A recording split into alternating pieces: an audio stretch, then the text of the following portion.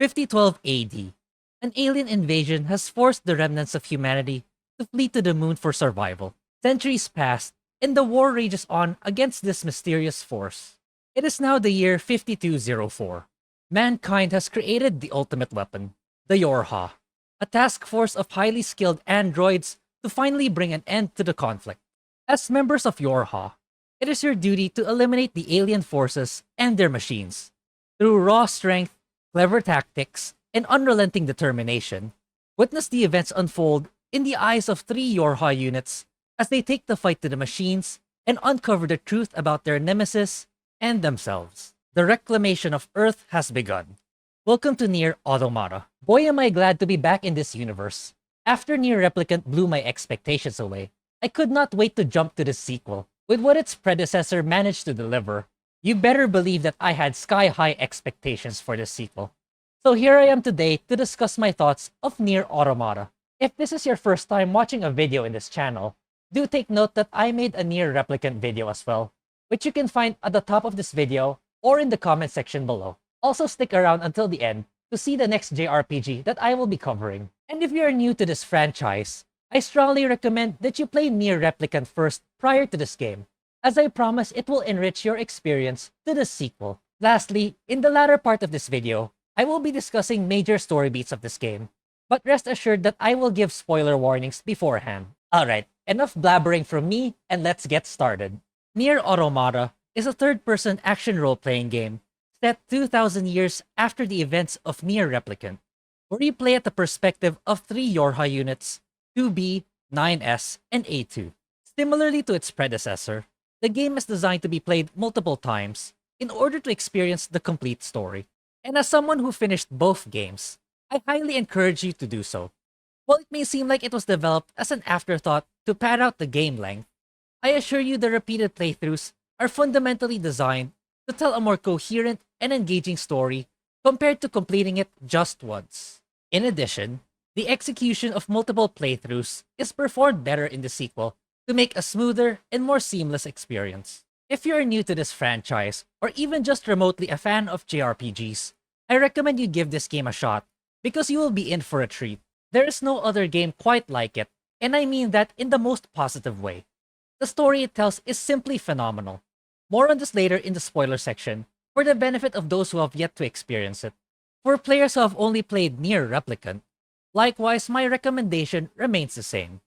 The innovation and fantastic execution of the first game very much applies for NieR Automata in Yoko Taro fashion and more. Right at the beginning, you will recognize that the gameplay of Automata is significantly better from that of Replicant with its slicker combat. As mentioned earlier, you will be playing as 2B, 9S, and A2, depending on your progress in the story, with each of them having their own playstyle. 2B and A2 are combat units and therefore possess a wider range of movesets, a variety that was lacking in the first game, which is a much welcome improvement in the sequel. 9S, on the other hand, is a support unit, with less combos, but makes up for the shortcoming by having the ability to hack opponents to either control or destroy them. It is impressive how each of their backstories integrate so well into the gameplay. Most modern games take this for granted and simply create backstories as filler writing for their characters, which is a far cry to what this game delivers. To say that the combat in Automata is an improvement to that of Replicant is an understatement, as fighting in this game is much smoother and varied. It requires players to be strategic in their timing of both offensive and defensive maneuvers. Striking opponents with your weapon feels much more fluid, and combos now have wider variants for you to experiment. In the case of 2B and A2, they both have the ability to wield two weapons simultaneously. While not dual wielding per se, each weapon is mapped to one button, and you are free to sequence your attacks as you see fit. For example, if you are equipped with a small sword and a spear, your first attack with a sword and second strike with a spear will not produce the same combo if you attack with a spear first, then strike next with a sword. Imagine the vast options you can discover and utilize with the 4 categories of weapons available, which are small swords, large swords, spears, and combat bracers. With regards to ranged weaponry, rather than a magical tome that is in Replicant, NieR Automata instead uses a floating device called pods that fire bullets akin to a turret. Unlike the tome where casting magic is dependent on a regenerating mana pool, The pod's primary weapon of shooting bullets is literally unlimited, but generally deals lesser damage to opponents. Also, a new feature is the multiple weapons, functions, and models of pods that add further customization. Secondary weapons and functions such as laser cannons and barriers are more potent than bullets, but has a cooldown period. Access to new functions, on the other hand, such as scanning for concealed treasure, will be made available as you progress in the story.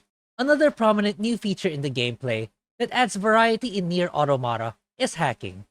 Whether as a means to defeat opponents, open lock chests, or solve puzzles, hacking is a fun mechanic where the game shifts to a 3D shooter reminiscent to retro titles such as Space Invaders, where you must shoot down enemy spaceships while preserving your own to succeed in the hacking process. You will encounter multiple variations of these hacking stages, ranging from numerous enemy ships or getting through the stage by breaking down blockades and searching for the way forward. If you are more into modern shooters, this game has it as well. Throughout the story, the protagonists will be riding mechas to shoot down the machines, where once again Yoko Taro's brilliance of panning the camera to change the gameplay feel makes its return. Whether you are into vertical or horizontal camera for your shooter games, you will experience this feature numerous times throughout the story, with a couple of them even featuring boss battles. If you are worried that these various gameplay mechanics have mediocre design, you can lay those concerns to rest, as they are well implemented and add much needed variation to break the monotony that so many other games suffer from. Another improvement of NieR Automata from that of Replicant is the equipment management. Whereas previously it is designed to have as little micromanagement as possible, NieR Automata has customizable equipment and innovation. In the context of leveling up your character, NieR Automata maintains the same system as its predecessor. As you take down opponents and gain experience, your character will increase levels over time. The stat increase such as greater attack power and defense are distributed automatically with no point allocation required. But unlike in NieR Replicant, where weapon customization is limited to equipping words to enhance a weapon's attributes, NieR Automata takes a giant step forward. On brand with the game's premise, you can customize the functionality of your character through managing their equipped chips in the menu. As you can probably deduce, chips can be equipped to your character to add perks such as increased damage, defense, movement speed, and more. What makes this system unique is the implementation of slots. Like assembling and disassembling parts of your computer, slots are a threshold of how many chips you can place to your character. This provides you with both the freedom and limitation to place chips as you deem fit or optimal. For example, if your character can only fit chips within 32 slots, you can only equip increased attack damage chips that costs 8 slots 4 times, because 4 of these 8 slotted chips will require a sum of exactly 32 slots. You can upgrade the number of slots available in shops, provided you have enough money, as these upgrades can be quite pricey. The added complexity of this chip system is not all chips are equal, not just in attribute, but also in size. So what does that mean? Here's another example.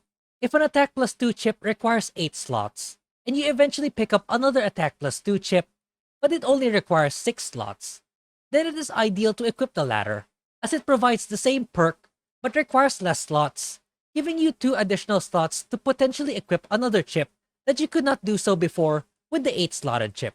In summary, it is an inverse relationship between potency and slot requirement. For those who still have their heads spinning, let me break it down. The chips you want are the ones that provide the highest perks for your character, or requiring the least number of slots. I know you may be confused after all that, but suffice to say it will be easy to pick up once you experience it for yourself. And if you do not wish to dabble in this, you can always just let the game automatically optimize equipping the chips for you. But in essence, what I wanted to point out is that NieR Automata's equipment system is far more robust than that of NieR Replicant's simplistic word system. To those who have played the game and laughed at my explanation of the chip system, go ahead and make fun of me and provide your better explanation in the comment section below. In line with Replicant, you can upgrade weapons in NieR Automata in shops, provided you pay a fee and provide all the materials required. These materials are found as you explore the world and complete optional quests, encouraging you to deviate from the main story, as upgrading weapons not only increase their damage output, but also unlocks new combos for the weapon. Here's a hot tip if you're getting into the game for the first time. I cannot emphasize enough that in the early game, Do try to accomplish as many optional quests as possible. Believe me when I say that this is a necessity. You will thank me later for it. As indicated earlier, you can partake in various optional quests, ranging from finding key items, escorting NPCs, defeating enemies and bosses in an area, and more. To have a better gameplay experience, I strongly recommend you complete as many of these as possible, at least in the early sections to the first half of the game. Failure to do so may cause you to be severely underleveled that even the most basic opponents can easily bring you down and hurt your overall experience. And before you ask, yes, this happened to me, and I do not wish the same for you.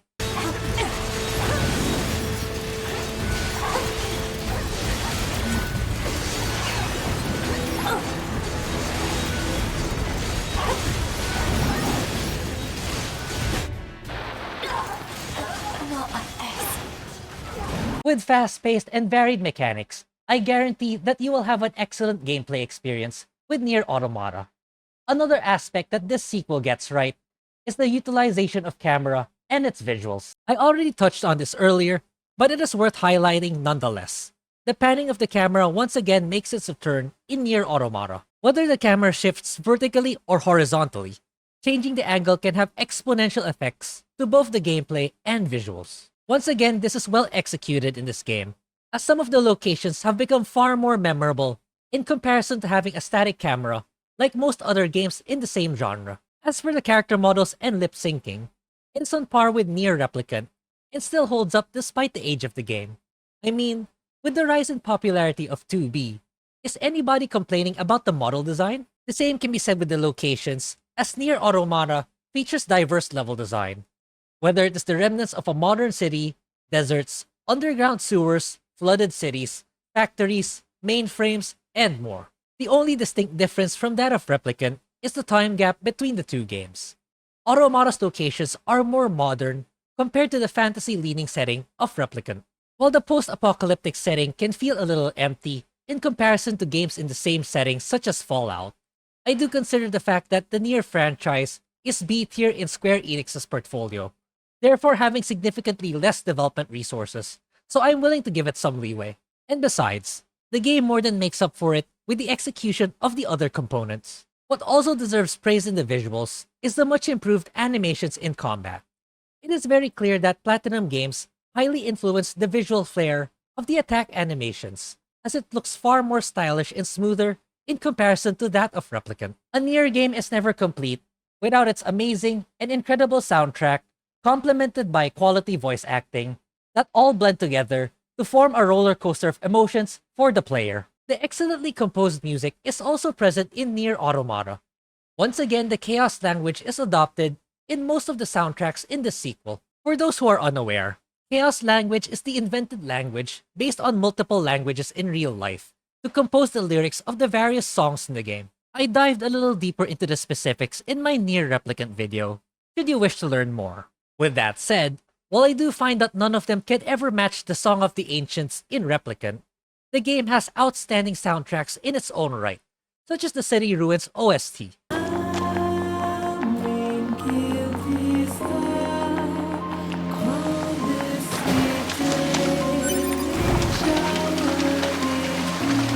And the heavy culmination and closure of the Weight of the World OST as the credits roll.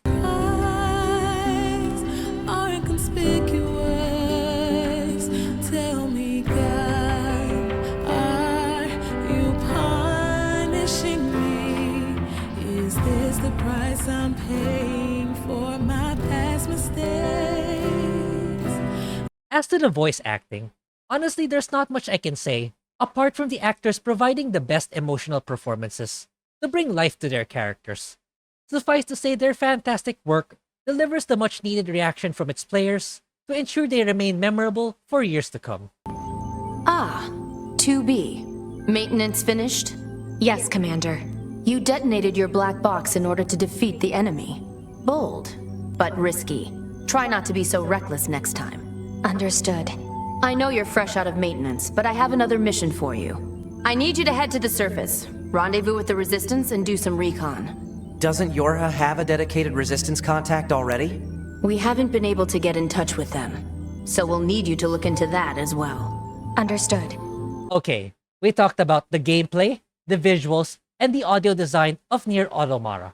Only one critical component remains, and that is the story. For those of you still watching and have not yet experienced this game, thank you very much. But please take note that there will be massive spoilers ahead. Please do yourself a favor. Play and finish this game first before continuing with this video. Ideally, also play NieR Replicant first, as it will immensely increase your appreciation for this game. I promise the story is absolutely amazing, and not many games are able to pull it off the way that this franchise does. As to the other components of the game, I already said my piece, and I strongly recommend that you play this fantastic game. For those of you who have finished the game and looking for my take of the story, it is time. For everyone else, this is the spoiler section. Again, massive spoilers ahead. If you do not know how the story goes down, please stop this video and return when you have done so. Hopefully. You are doing yourself a great disservice should you continue to stick around. So please play the games first. So without further ado, let the spoilers talk begin.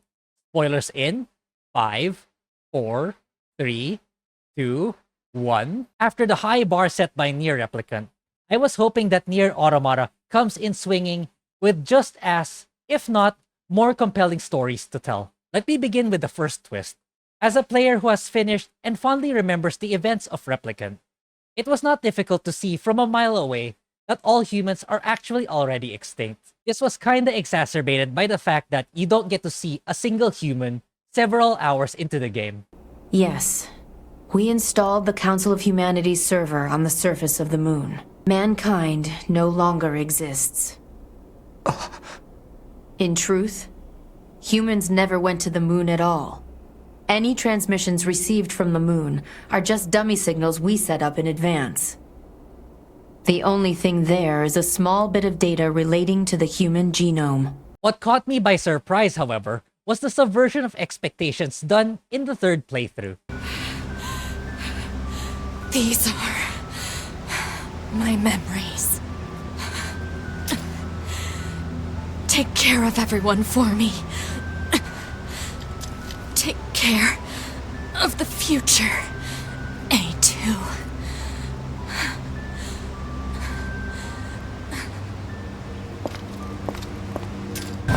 To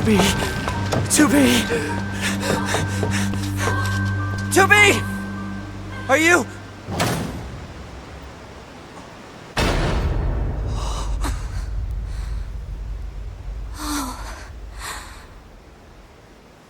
Nines. Oh no. To be. No!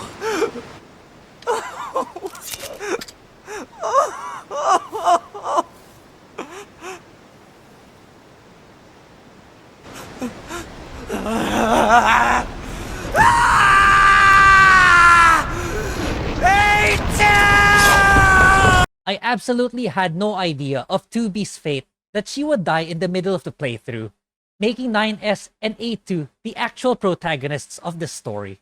In fact, it didn't even sink in until I beat the game, because I was under the impression that she will come back in some capacity, only for those expectations to be crushed when A2 reveals 2B's true purpose. 9S, we... Shut up!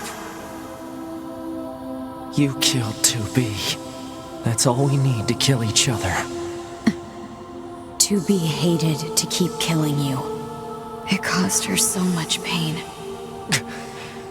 The 9S type is a high-end model. They knew you'd discover the truth eventually. But the model designation 2B was just a cover.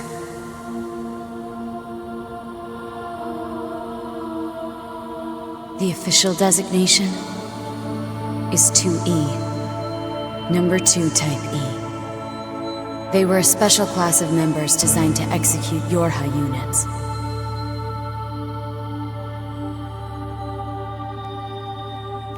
But you knew that, right, 9S?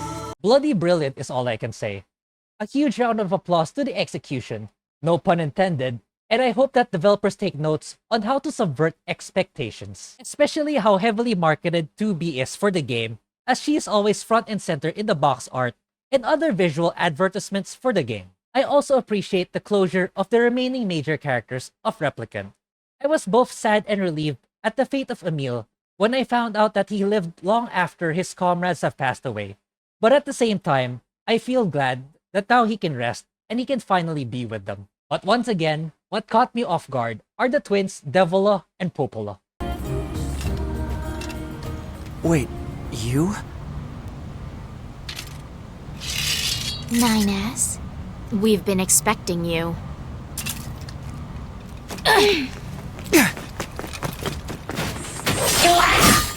The two of us will take things from here. You need to open the door to the tower. Not going to lie, I legitimately thought that I was going to have to fight them again, only to find out that it was their redemption arc, and I was rooting for them until the very end. Heck, there's even a remix of Song of the Ancients as they make their final stand. Enough! Devil and I, we have to atone for our sins no matter what!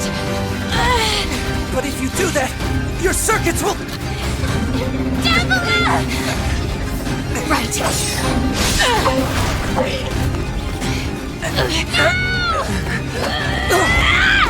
Devola! I hope you don't regret this.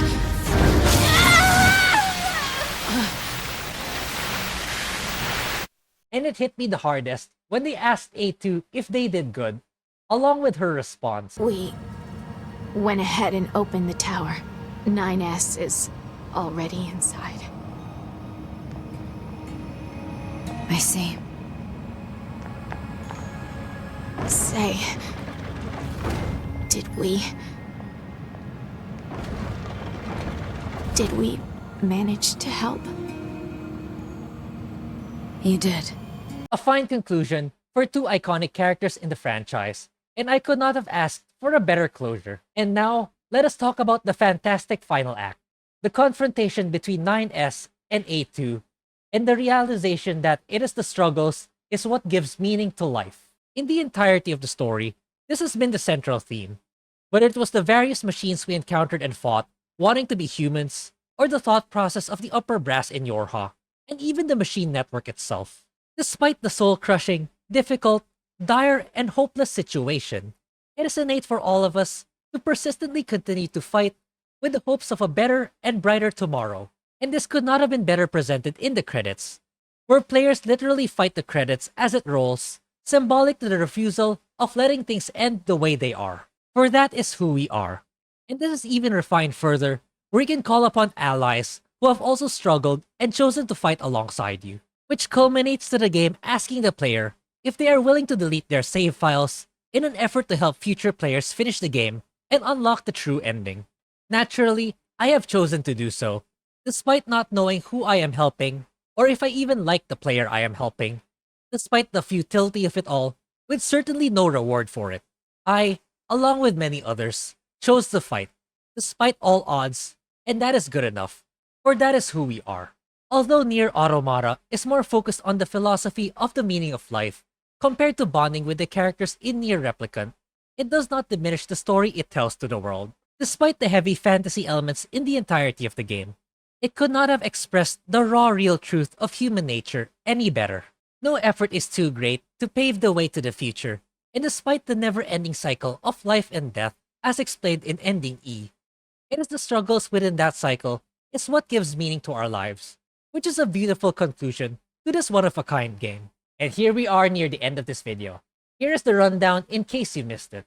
NieR Automata is an excellent game in its own right. The gameplay is much improved from that of NieR Replicant, with slicker combat, wider mechanics, and customization. The story and characters are so well integrated to the gameplay mechanics that many games fail to implement. The visuals still hold up, whether it is the character models, locations, or animations. The outstanding music composition and excellent voice acting enriches the immersion of the game. The story is nothing short of spectacular in writing and execution. The thought-provoking theme of the meaning of life shall stay with me for a very long time, and I shall hold both NieR games as some of the greatest games that I have ever played. And that concludes this video.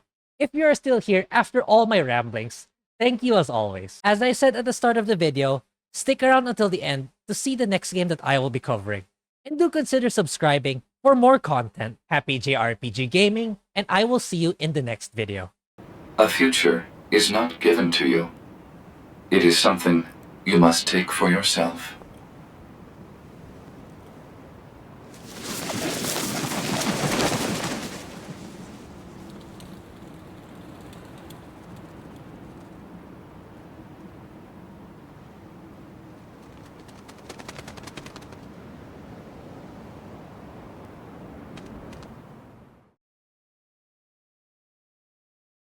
a boy hailed as a hero of light.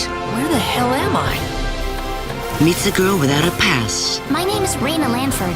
Nice to meet you, Mr. Kenny. And the clock of destiny that has waited an eternity has started to move.